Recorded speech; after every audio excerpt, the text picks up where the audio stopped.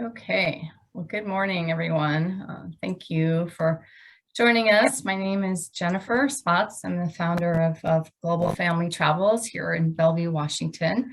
And I'm joined by Ryan Conley from Hidden Iceland, who's the founder of his company. And together we're going to share our highlights of our journey to Iceland together.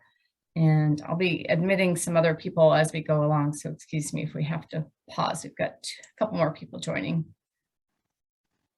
Yeah, it's nice to meet you, everyone. You can hear my voice. I'm Scottish rather than Icelandic, but I'm a native now, I guess. I've been living here for 6 years and running my own company, going on glaciers and hiking on volcanoes and searching for the northern lights. And that's all usually just the one day. So it's quite a nice place to live rather than the rainy Scotland that I'm used to. Yeah, thank you, Ryan. Thank you for joining us.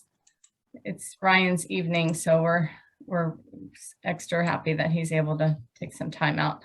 I wanted to just talk a little bit about Global Family Travels and who we are and our ethos. And we're based in Bellevue, Washington, and we're a responsible, purpose-led business. And our belief is that travel really changes the way people see the world and oftentimes themselves. So we have a number of trips that we build around our travel pillars of learn, serve, and immerse. Basically, we work in partnership with a lot of community partners or nonprofit organizations to basically create trips that are really immersive and authentic and really get people in the host community to get to know each other. And so a lot of our trips are educational. We work, again, with nonprofit partners. So we're really excited about this trip to Iceland. That's very educational focus that we'll be talking about today. We actually develop a lot of our trips around the United Nations Sustainable Development Goals. And if you haven't heard of the goals, they are goals that were put in place by the United Nations in 2015 to look at how to create a better world, ending poverty, fighting inequality, and addressing the urgency of climate change. So we focus on a number of the global goals in this trip, and so we'll talk a little bit about them in educational packet that we hand out. But I just wanted to mention that this is how we frame a lot of our trips. So we oftentimes put together pre-trip learning, and we'll be putting a packet together for this Icelandic trip so that you have a background. We actually just wrote a blog about what's happening with climate change in Iceland, and so there'll be a lot of educational opportunities even before the trip, before you go. We are actually a travel designer for what's called the Transformational Travel Council, and that council, I call it TTC, is centered on behavioral change and how to travel more mindfully, fostering a positive, holistic changes as a traveler and visiting the destination. So with these transformational travel principles in mind, we are, as part of the trip, offering travelers the Transformational Travel Journal. So you can set your intentions before you go on the adventure and document what you're learning, and then hopefully share what you've learned when you return.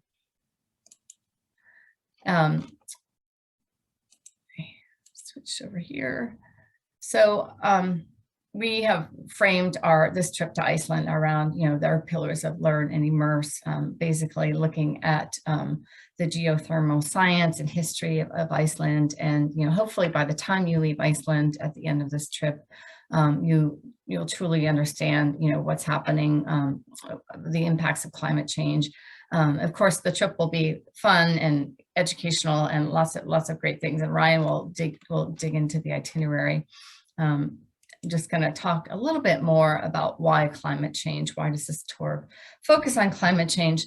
Well, as you're probably all aware, and you've seen everywhere in our country, that climate change is affecting, every inhabited region across the globe, with weather changes. And, Iceland, of course, located a few degrees south of the Arctic Circle, is no exception. The Arctic is warming twice as fast as the global average, and we're experiencing some of the most intense effects of climate change. Actually, scientists predict that 400 glaciers around the country are at risk of disappearing, and the warming of the oceans around Iceland have impact on the marine system. And then of course that the decline of fish impacts seabird and seal populations. So there are all kinds of things that you'll witness firsthand on this adventure.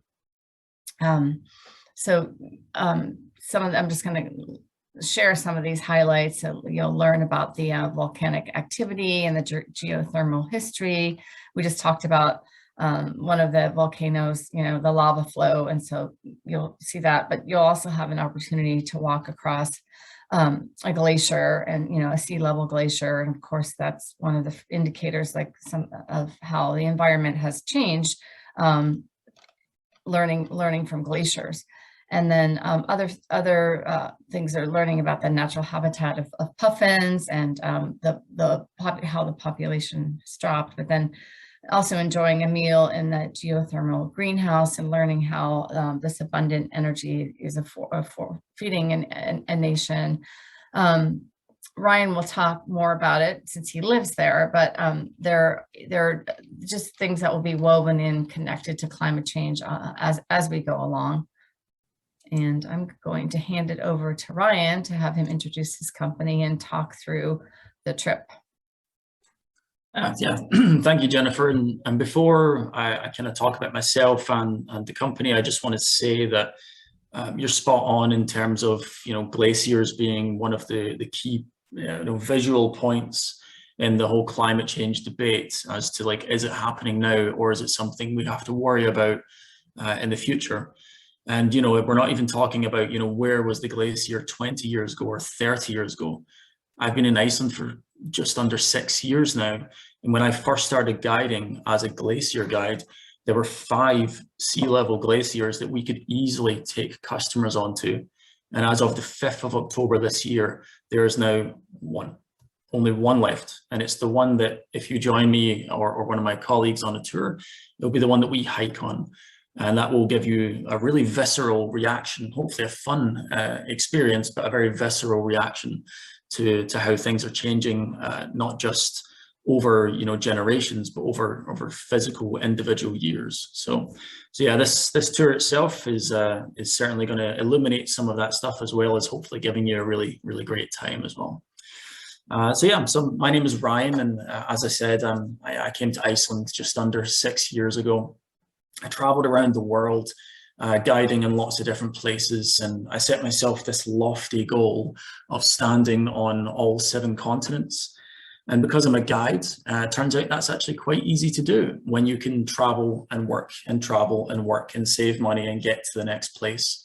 And it wasn't until we sailed through the open ocean towards Antarctica, and learning that the ice used to be there just 5-6 years before, and now we could sail through it unencumbered, that I thought, wow, this is a changing landscape that I want to be a part of while I still can. And that's when I moved to Iceland to become a full-time glacier guide. But it was very quickly that I realized that a lot of the other companies that were in the country were focusing not on the experience, because they just believed, look at that, that's cool, you don't need to worry about anything else, because the glacier or the northern lights or the volcano does the sailing for you. I don't agree with that. I think that the guide, the person who has the passion for this country, sharing that experience with you really adds an extra element to the tour.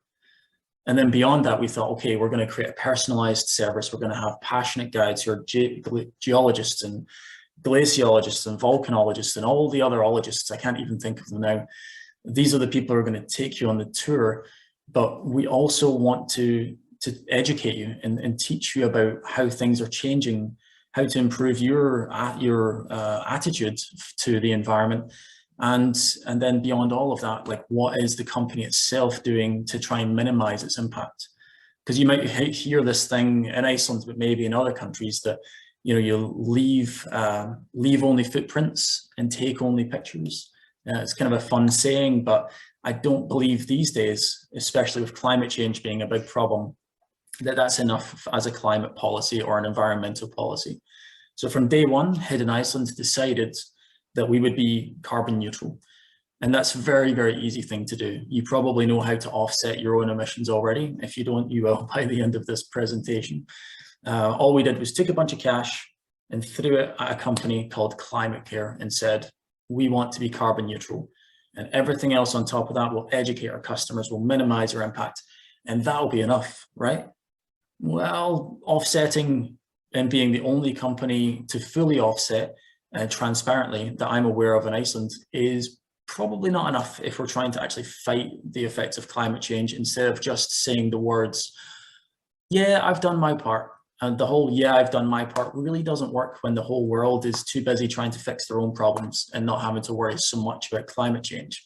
So as of April 2021, we decided not just to be carbon neutral and to minimize our impact and get rid of chemicals and teach our customers all about the effects of climate change. We decided to basically double our neutrality, or be carbon negative is another word to use it. And the way we do that is one of the most effective ways that you can sequester carbon dioxide or greenhouse gases in the world, in one of the fastest ways. And as a byproduct of this, we also create these massive nature reserves that you'll probably visit when you're on tour with us. And it's basically a thing called the Icelandic Wetland Fund, where the people in this organization are searching across the land in Iceland for dry, barren wasteland that you think nothing could ever grow here. What's the point in this part of the land? It's just ash and dust and dirt and rocks. But then you find these trenches that were clearly dug by humans. In fact, they were dug by American investors hoping to have enough dry land for sheep and animals to graze, and then left abandoned. In fact, there's 30,000 square kilometers of these trenches across the country. So now, 50 years later, the government and this Icelandic Wetland Fund are realizing that one of the biggest emissions, one of the biggest sources of carbon dioxide that's coming from Iceland is not from the cars or the people or the planes, it's from the ground itself. It's releasing, waste, organic waste that's emitting these emissions. So all we have to do, believe it or not, is find these trenches, add some water to them, fill them up and cover them with dirt. And instead of having a wasteful barren tundra, you have a nature reserve. Within literally only 3 months, maybe 6 months at the most, these areas that used to be barren fill up with water and start to create life.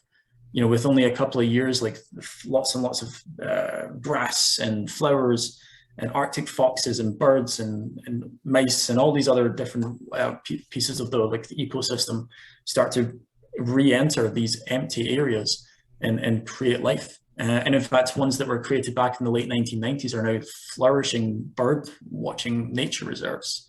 So not only are you sequestering carbon, which is good for climate change, but we're also creating a better environment for life to flourish. So I won't talk any more about that, but I think it's safe to say that Hidden Iceland and this trip that you'll be joining is doing its part in terms of offsetting.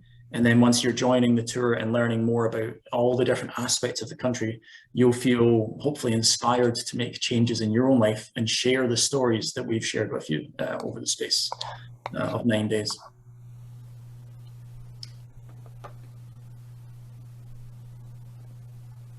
So aside from being really environmentally friendly, Hidden Iceland is also, of course, a professional guiding company.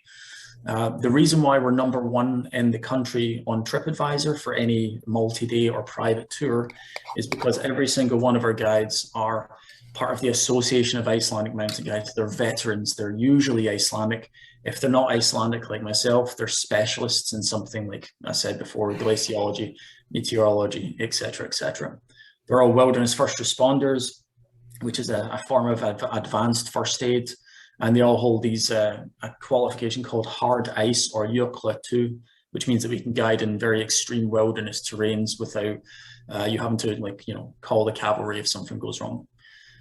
We'd like to cater for luxury if we can, at the very least premium. So we drive mostly Mercedes-Benz vehicles, maybe Land Rovers or whatever is appropriate for the terrain that we travel in.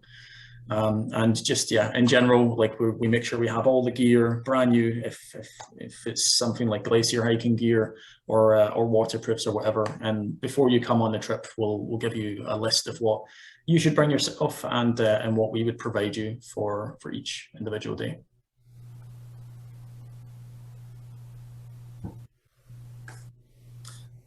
So just so you know, this trip was not created off the shelf. It wasn't something where I just said to Jennifer, okay, why don't we just go to these places?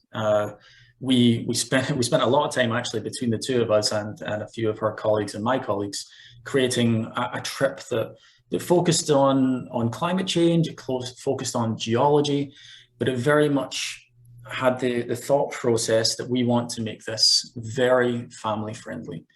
So maybe you've got kids who are in their teens, we'll add that adventure aspect to the trip.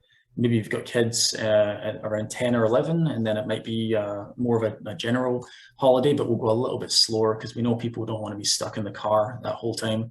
Or maybe you've got much younger kids, and we might tweak it a little bit so that there's not anything a bit too hectic for young kids. We always believe that summertime is the best for families, especially with kids, because the weather is a little bit better, as you can imagine. But certainly this trip can be amended or tweaked to come in autumn. So you'd focus maybe on the northern lights at that point. If you come in winter, you would focus on the ice caves and the winter wonderland. If you come in springtime, it's much quieter, and we'd focus a bit more on that kind of like blooming flora that's coming up around late April and May. So yeah, this one is based on summer, but it can be amended, as I said. So yeah, let's go into the day-to-day itinerary. We try and keep this slow is probably not the right word, but relaxed might be a better one. You know, once you've flown across the Atlantic, if you're coming from the States, you don't want to, especially if you've got kids, you don't want to be jumping in a bus or a Mercedes and driving off into the distance. You want to relax. So day one is all about you. You know, we get a private driver, they pick you up from the airport, you get taken to your hotel, you've got guaranteed early check-in, and then, yeah, it's up to you. If you want to sleep, if you want to explore the city, if you want to go to some museums, you've got the rest of the day to do that. So easy first day, really. You won't be with a guide on that first day, but we will certainly be there as support or inspiration if you want ideas of stuff to do. But that first day is just for you guys. And then on day two, although we're technically still in Reykjavik and you're technically on your own, we'll have booked two main things as well as just general sightseeing. First one is the flyover Iceland experience, where a helicopter traveled all the way around the country going to all these forgotten parts of the island in order to show you, without having to do it yourself, all the cool parts of the country. And it's actually like a moving ride where it's back and forward and like spray goes in your face and there's these smells that come into the room. Really great for kids, really great for adults as well. And I genuinely kid you not, one of my guides yesterday was at Flyover Iceland, and he texted us afterwards and said he cried because it was so beautiful. He is a very emotional guide, but it blows me away to think that kind of thing can bring someone to tears. So you would definitely enjoy it. But then it's time to get into the real life side of it. And luckily, if you come in summertime, we have 24 hours of daylight. So rather than using up the precious daylight hours during the day or when things are open, going whale watching and puffin touring, we send you out on a midnight puffin ride, a midnight whale watching zodiac tour with puffins. So around 9 p.m, not quite midnight, you'll zoom off into the middle of the ocean, looking for puffins bobbing up and down on the water, and then whales hopefully breaching, and then back to Reykjavik, time for sleep. And that's the first 2 days. As I said, you won't be with one of the Hidden Iceland guides or global family travel / Hidden Iceland guides yet until day 3. And that's when we come together. We pick you up in our vehicles, depending on the size, maybe a Mercedes V-Class or a GLS or a Sprinter.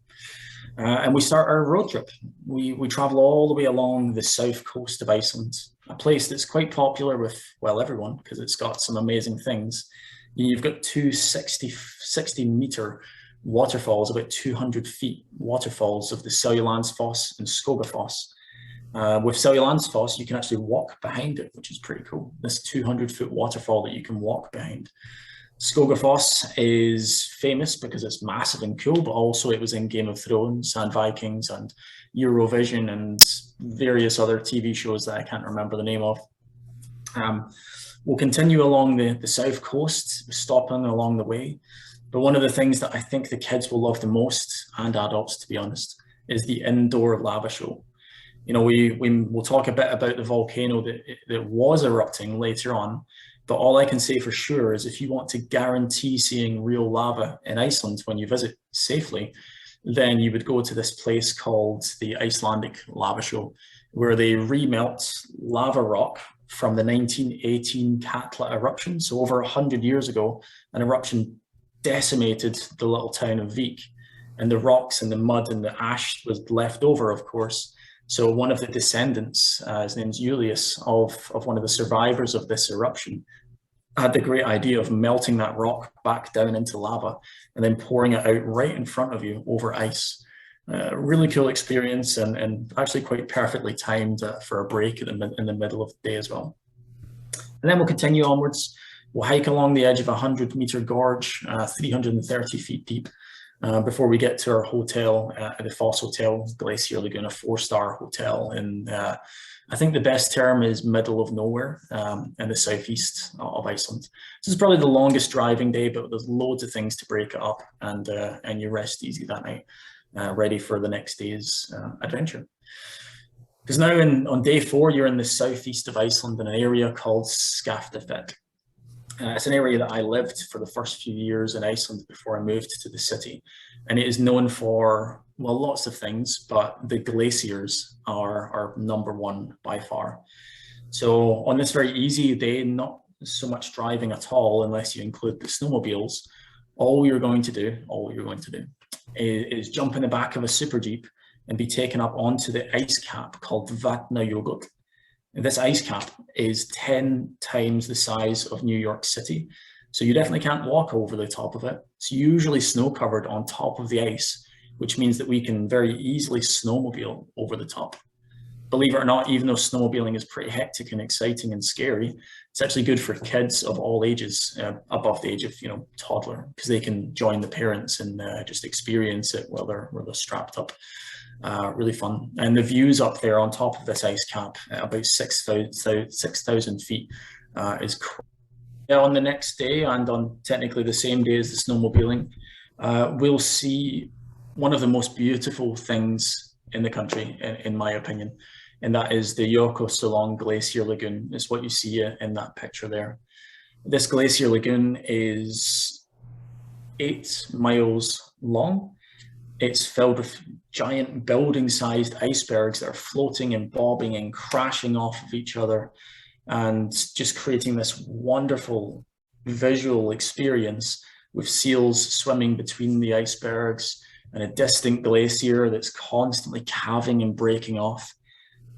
Probably the most famous and one of the best places you'll see in the country, but also one of the best examples of climate change.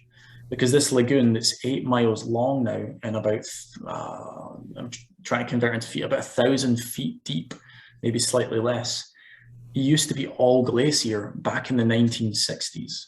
So in the space of only 40, 50, 60 years, we've lost a huge amount of ice where the glacier is just in the distance. You can barely see it on a cloudy day. Massive amounts of ice under the water, massive amounts of ice on the surface and vertical, all gone. And you're left behind with this beautiful landscape, but a landscape created from change. So when you come back when you come to visit me first, you'll see what it's like. And then you come back in 5 years, the lagoon will get bigger.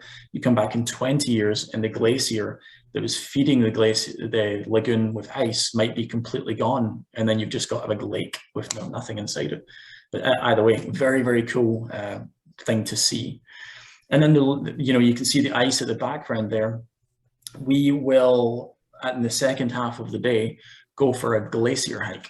So we're hiking on that one glacier that I mentioned that's left over at sea level that's safe enough for us to hike on, called Vatnajökull. which translates to the falling glacier. Quite a nice name, considering the ice is always kind of tumbling down in the kind of mountaintop areas, very far away from where we're walking, I promise. But yeah, so walking on that glacier is, you know, you're physically crunching into the ice. You're feeling the ice under your feet. And for me, you know, when I realized that that ice is going to melt by about 1 foot that day, not because I'm walking on it, because of the temperature, then what I'm doing that day will forever be only for me, because that ice will be gone by tomorrow. You know, the glacier is constantly moving and melting. It's going to change, and it's going to crack, and it's going to break. So whatever experience you have on that glacier can never be replicated by even the people the following day. But certainly the next year, when the glacier becomes inaccessible, I mean, you can't even compare.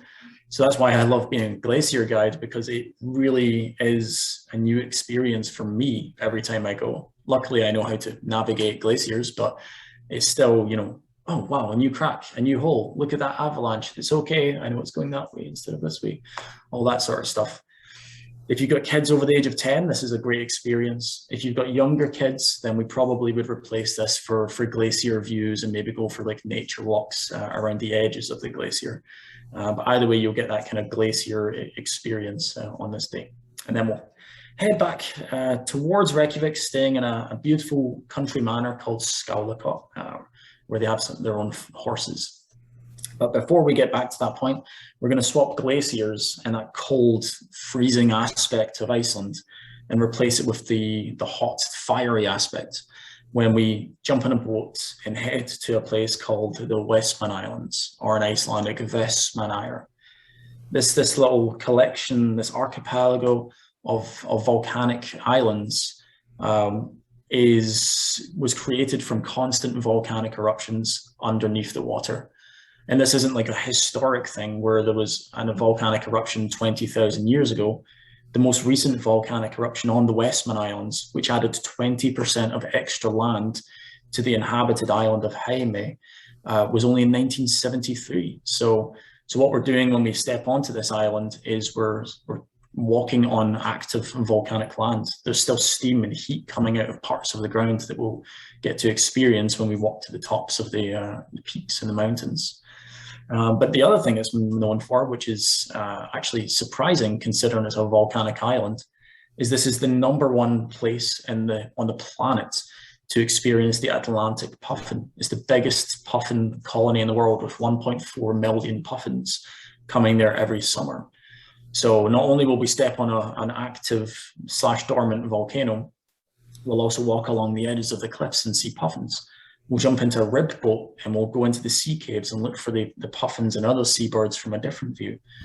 And then just as you're starting to get a bit tired in the day, we'll jump back on the ferry, head over to your hotel, to Skálakot Manor Hotel, which also happens to be a working horse farm. And then we'll take a midnight horse ride, and that'll be the end of the day. Filled a lot with, you know, the volcanic side, but also the wildlife as well. Really great day compared to the glacier stuff the day before. And then on day 7, we're starting to reach the end of our trip. We'll head into a more geothermally active part of the country. So, you know, we're talking about volcanoes on the previous day. This is a volcano that is turbulent. It erupts regularly, geologically speaking. The cold water, that runs through the ground near the volcano is not regular enough to create geothermal activity. But when you start heading into a place called the Golden Circle, which is a little bit closer to the center of the island, you still have all that volcanic activity that's deep under the ground.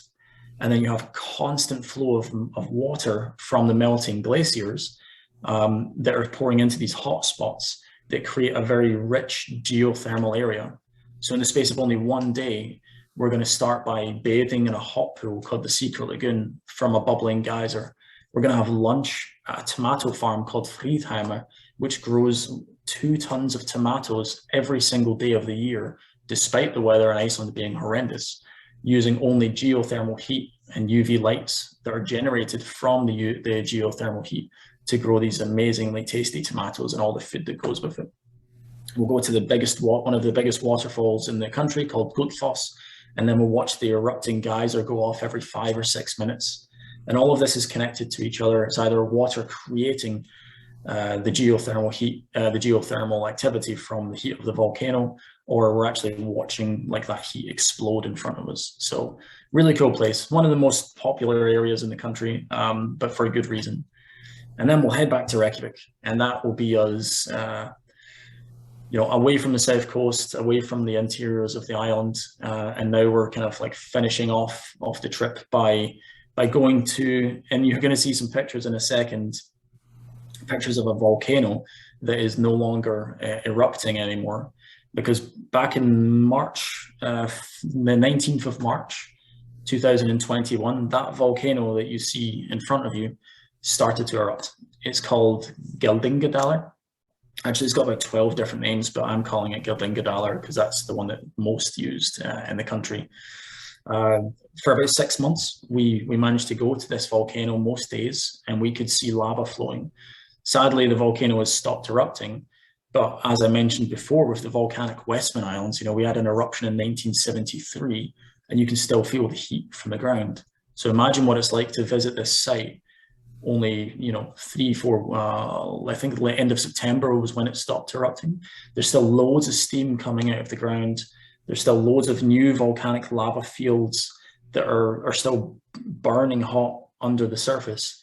So although you won't see new lava, you'll still see, the newest crater, the newest landmass, and a very rich geological environment on that final day before we say goodbye. And then we'll spend the rest of the day, depending on how long we are at the volcano, heading to a place called the Blue Lagoon, which I'm sure most of you have heard of or are really keen to go, because that is the final piece of the puzzle. You've got all this volcanic heat, you've got all this geothermal activity, and then the Blue Lagoon is like this kind of beautiful spa-like environment where you've got volcanic rock kind of catching this hot water that's naturally coming up from under the ground and filling up a pool. A bit of seawater, a bit of silica, a few other minerals in the water, and you create this kind of bluish, milky color and the perfect heat for bathing. And that is the Blue Lagoon. And thankfully, the Blue Lagoon company built a hotel there recently called the Silica Hotel, or even the 5-star version called the Retreat, where you can stay overnight and then you can go in and out of the pool as much as you want. So in the space of 8 days, we've managed to travel all the way along the south coast to the southeast. We've hiked on glaciers, we've been on snowmobiles, we've rode horses, we've seen puffins, we've walked on volcanoes, we've bathed in multiple hot pools. And along that entire journey, you're seeing the people. You're seeing how the farmers and the locals and the fishermen and the tourists interact with nature. You're looking at it and going, wow, loads of people live here, and loads of people visit here, and yet the terrain is mostly untouched. It's wild, in fact. The farms are obviously, cultivated in some way, but even then, the sheep that they raise are just released into the wild for the summer, and then they go and collect them and bring them back to the barns to protect them from winter. So when you travel in Iceland, you're going to see a land of fire and ice, as the term is given. We'll talk about climate change, but you're going to see a bunch of people who are living in harmony, in the most part, with the landscape around them. And aside from all the cool things like northern lights and volcanoes and glaciers and ice caves and all that stuff, that's one of the reasons that I love Iceland, because the people are fantastic to meet. They're fantastic to travel with, and you'll go back to your own countries saying, okay, so this is how we should be doing this. We should be finding our natural resources. In the case of Iceland, it's geothermal heat, or it's hydropower, or wind power. In fact, you know what? There's loads in Iceland, and probably all the countries that you guys are from as well. And they're using that, and they're staying within their means and living off of the land. They're growing things instead of importing them, using this geothermal stuff. And when they go on holiday, sure, we still fly to other countries, but there's a lot of stuff going on in the country that we like to enjoy as well. Not just the Blue Lagoon, but various other places. So then the following day, straight from the Silica Hotel, you fly home. It's only a 10-minute drive or 15-minute drive from there. So private taxi will come and pick you up and whisk you off. A couple of things: if you are traveling with younger kids or older kids, but if you're traveling with younger kids, some of the activities are not, young kid friendly. So instead of maybe a Zodiac boat tour at the Glacier Lagoon, we might go on an amphibian boat, which is a bit slower. We might, instead of doing a glacier hike, we would go to this waterfall that you see on the right here, which is more of like a nice nature walk with glacier views.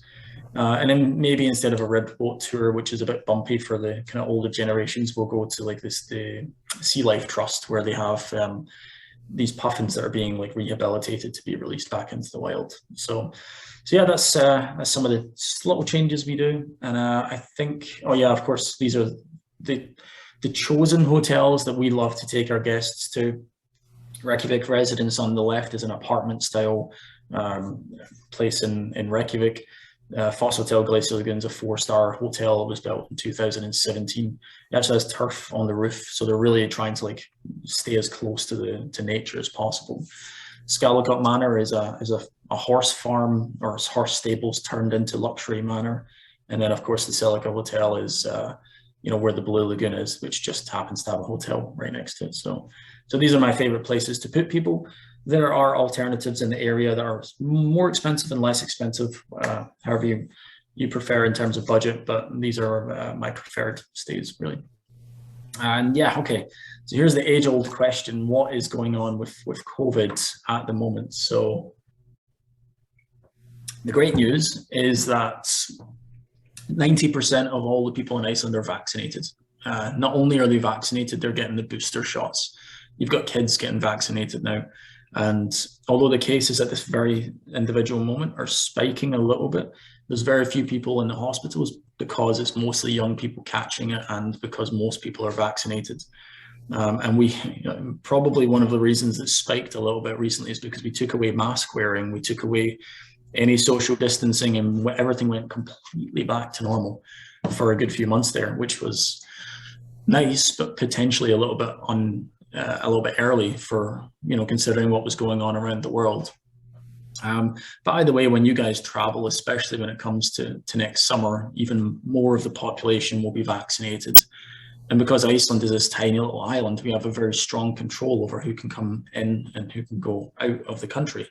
Ryan mentioned earlier that it was very easy for him to get through the different countries across Europe. In Iceland, it's a case of if you're not vaccinated, then you can come, but you're going to be in quarantine for 5 days, and then you have to test, and then a whole bunch of other things. If you're vaccinated, you can come in having done a PCR test or an antigen test up to 3 days before, and then it feels just like normal. There's no fear mongering. There's nothing at all in the country that would make you think that COVID even existed, unless you're coming in the next week or so when we're wearing masks again. But, for most of this last half of the year, we've been maskless, which is fantastic. Or at least it, felt good for a while. And now we're saying, oh, we should have just kept them on this whole time. But yeah, either way. But the other thing is that Iceland is, of course, now that we've looked at the itinerary, mostly nature, mostly empty, mostly outdoors. So it's kind of the best place to be traveling at the moment if you're trying to avoid crowds of people. And Iceland used to be considered crowded. I never agreed, but we've got way less people traveling to Iceland at the moment as well. So this is probably a pretty good place to travel to if you feel comfortable to travel at the moment. So yeah, I think that's pretty much it for me.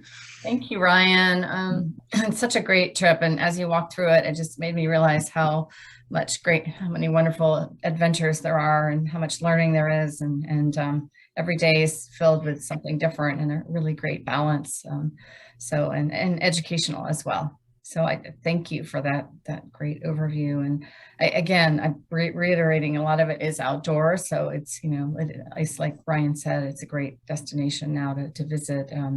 If you're concerned about traveling with COVID. So a little bit more about this trip. We are doing carbon offsetting with Sustainable Travel International.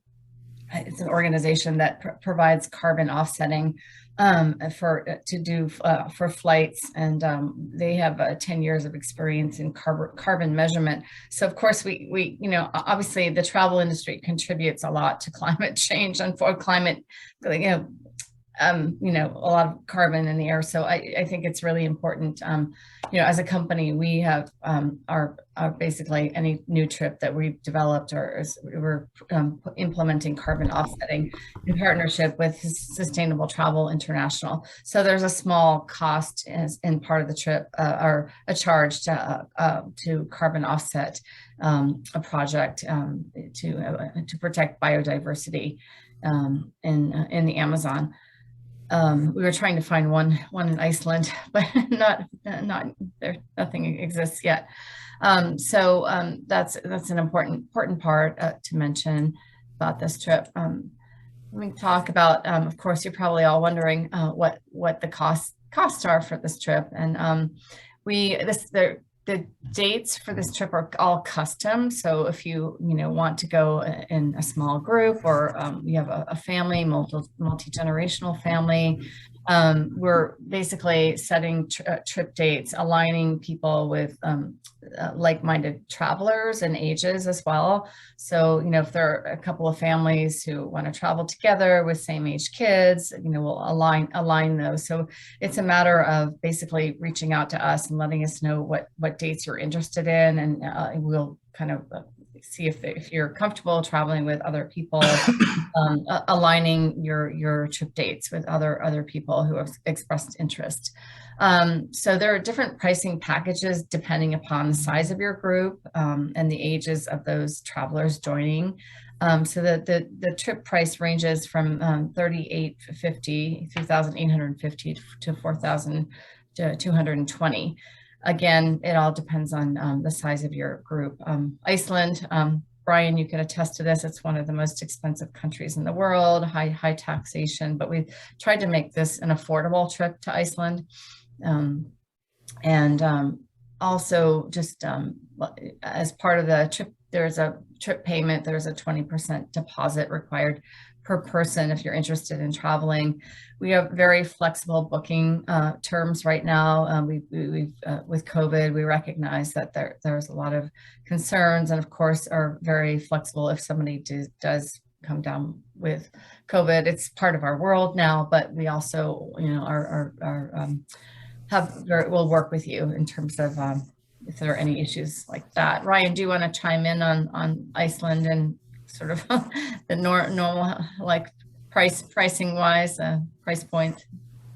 Yeah, Iceland is, some people say it's the most expensive country in the world. I don't know if it's quite that level, but like if you're wanting to stay in 4-star hotels, like the ones we showed you, this is a pretty accurate price point. The cost of a coffee would be the equivalent of like $6 or $7 in a good coffee shop. A little bit cheaper in the service stations, of course, but it can definitely go up that way. You'd be expecting to spend probably $20 for lunch for something fairly normal, like a nice, like a singular meal. Kids obviously spend less. And again, you can go to service stations and grab sandwiches, but if you want a nice meal, and then dinner would be maybe closer to like 30 or 35 for each meal. Going into museums and that sort of stuff when you're on your first and second day, it'll be maybe expect $15 or something for an entry fee. So that's the kind of like extra stuff you would want. And then if anyone likes to drink, a beer is anything from about $6 to $10 per pint of beer. I don't know if that's a lot compared to America. I've been here for so long, I just pay and not think about it anymore. You can also get away with not using cash at all. So we don't have a tipping culture per se in Iceland. So if you wanted to tip your guide or your server or whoever, then you can, but you don't have to. So it's not like I'm paying X and then I have to add 10%, or I think you guys put 20% on for some stuff, right? It can be like nothing if you don't think they did a good job, I guess. But there's not any extra hidden costs or any VAT, or there's a VAT, you just call it tax or anything like that. Yeah. Thank you, Ryan.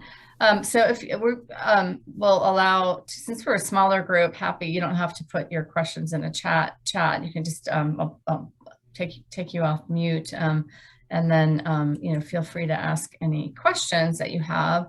I'm going to put the trip, the link to the trip page in the chat here for you, but I'll leave the screen on for right now and then open it up open it up for questions if anyone has any. Mhm. If you, Oh, I was just going to say thanks, Ryan and Jennifer, for putting this trip together. It looks fantastic. So, thank you. Yeah, I'll put the trip here and I'll put it in the chat. Oh, see if anybody has. Oh, a map. Well, actually, we don't. A good question, Pam. Actually, that's probably something we should put together. There's a map on my website with it's not the exact same trip, but it's the same places that we go to. I could try and find, but I don't know how I can share it. Is it? Yeah. Do you want me to find that for you? 2 seconds. Sure, you can try it. You can. I'll just if you want to find it, and then I'll just put. I put the link to the trip that has all of the details in it. So if you are interested, you could just express interest and then or email us and let us know what dates you're interested in. I'm actually hoping to go with my own family in mid-June. So anybody want to go together with me, and happy to have you join me and family. And so as Ryan said, it's really geared for all ages. So, and we can adjust the adventure based on, even if they're older travelers as well. So that might not want to do all the hiking or some of the more adventuresome trips.